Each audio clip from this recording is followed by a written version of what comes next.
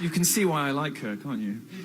She is, in fact, one of the very few feminists who I wouldn't mind sitting next to at dinner. Sort of Christina Hoff Sommers and you, that's about it. I have to ask for a correction to my introduction because I was introduced as associate editor of Breitbart, but I've had a promotion since then. Thank you. I was invited today to debate a feminist I admire. Somebody who has fought for years for women and children's rights, somebody I think is an intellectual powerhouse, and who I was excited to speak with. She wasn't available, so thank you to... The old jokes are always the best. I know. I'm just kidding. You know I love you. So, no, in all seriousness, Julie is one of the good feminists. And the fun thing about this is that we're having a debate at all. The existence of this debate sort of is the answer to the question. Some of you will know that Julie and I were both banned. She was banned first, the bitch. I get very upset about this. I'm so much more offensive than you. I mean, it's literally my job to annoy people. I'm sitting on Twitter all day being as offensive as possible, and you get banned first for a 10-year-old article. This is 12-year-old article. Well, this is because the modern social justice movement, like all cults, hates apostates. And of course, Julie, as a feminist who's gone off reservation, well, what actually happened is she stayed the same and feminism changed, which is what I'm going to move on to in a moment to explain to you why, of course, feminism does pose a risk to free speech. Feminism moved on and sort of left Julie behind. She's now become one of the bad guys, and she has the much more fun job of showing up for debates when normal feminists won't. Now, it's perfectly reasonable for Julie to reject the brand of feminism that we're going to be talking a lot about today, and she's right when she calls them bellends. They are. She's right, and we're going to call them all sorts of other names in the next 2 hours. But unfortunately, Julie, feminism has moved on from you. There are plenty more like me, trust me. Well, and not just my age. There are younger women who are identifying as radical feminist and calling the third wave fun feminist identitarians total bellends. Well, I think the problem has been that the particular modern brand of feminism, the feminism that has a problem with free speech, that doesn't like debates, that banned both of us. The title of the debate was, does feminism have a problem with free speech? And they banned both sides of the debate. They don't even want the discussion to be had. It's not even like ban the bad guy, which was her somehow. It was ban both of you.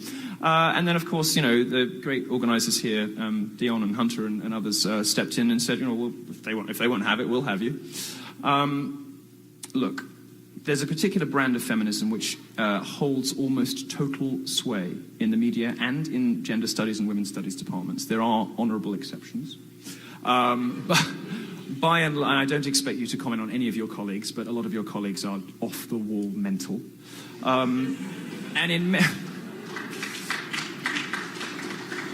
We're in a situation now where students can go to university, they come out dumber than when they went in.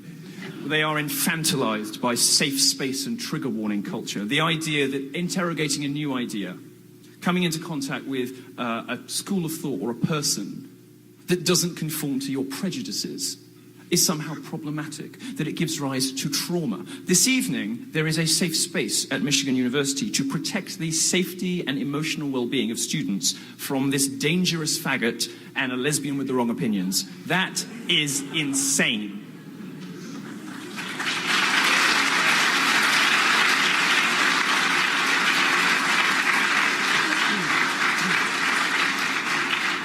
And the worst bit of this is that universities have started to go along with it. They have started to respect students' points of view when the students claim that they have been emotionally traumatized by different opinions. And the trigger warning and safe space culture has started to take root even in the best institutions in the country. My view on this is that anybody who asks for a safe space or a trigger warning should be immediately expelled. They have demonstrated... They have demonstrated that they are incapable of meeting the requirements of their course. Why are you here? Why are you here if not to discover new ways of looking at the world, to discover thinkers and ideas, history, stuff you never imagined that was possible, to broaden your intellectual horizons? If you're not prepared to do that, go home, leave.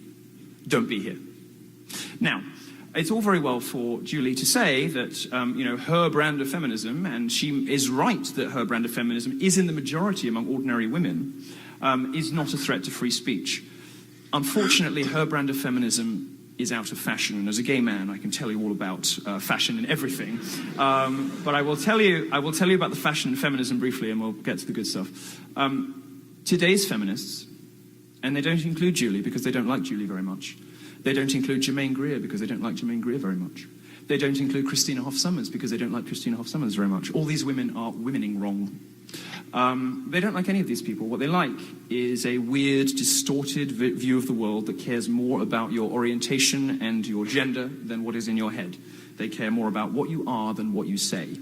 That is profoundly wrong, and it gives rise to some statements from feminists, whether it's masculinity so fragile, kill all white men, I bathe in male tears. And you can occasionally hear rhetoric like that from Julie's generation of feminists, but by and large, they've got more of a sense of humor about it, so I don't mind so much.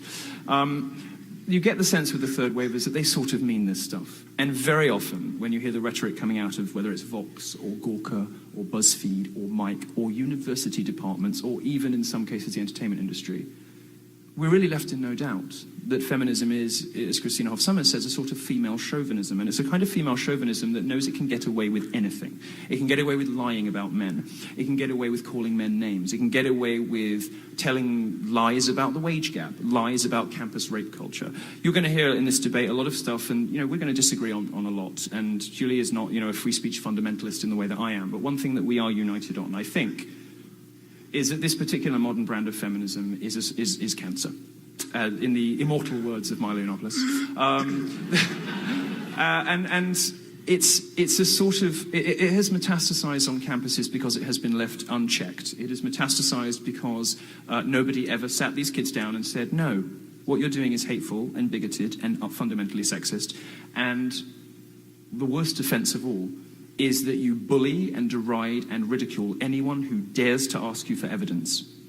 That's the fundamental, that is probably the most characteristic feature of modern feminism. It is why feminism is a colossal threat to free speech everywhere it exists on campuses and in the media. And it's why the answer to this debate question is yes. Thanks. Thanks.